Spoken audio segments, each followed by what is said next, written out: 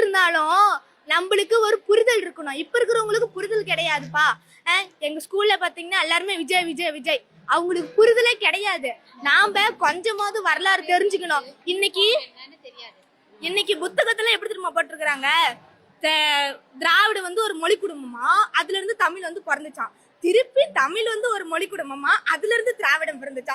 இதெல்லாம் எந்த லாஜிக் இருக்குது? இதுல இருந்து கொஸ்டின் கேட்டா நாங்க எப்படி ஆன்சர் எழுதலாம்? திராவிடம்ங்கிறது ஒரு மொழியே கிடையாது.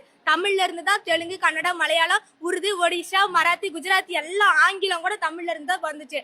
இத இப்படியாப்பட்ட மொழியை விட்டுட்டு கல் தோன்ற மண் தோன்ற காலத்திற்கு முன் தோன்றிய உலகின் முதல் மாநிலம் பேசிய மொழியா நம்ம தாய்மொழி தமிழ் மொழின்னு இன்ன வரைக்கும் ஓலைச்சுவடி கல்வெட்டு எல்லாத்துலயும் பாத்துருங்க அதான் இருக்குது. அதை விட்டுவிட்டு நீங்க கொண்டு வரலாம். இன்னைக்கு இந்தி கொண்டு வரலாம், ஆங்கிலத்தை கொண்டு வரலாம், திராவிடத்தை கொண்டு வரலாம். இதெல்லாம் இப்படிலாம் இருக்கலாமா? இங்க பேர் கல் தோன்றல மண் தோன்றிருச்சு, அப்பயே தமிழ் பிறந்துருச்சு. இப்ப தமிழ் தானே நம்ம தாய்மொழி, அதை தானே நம்ம கொண்டு வரணும்.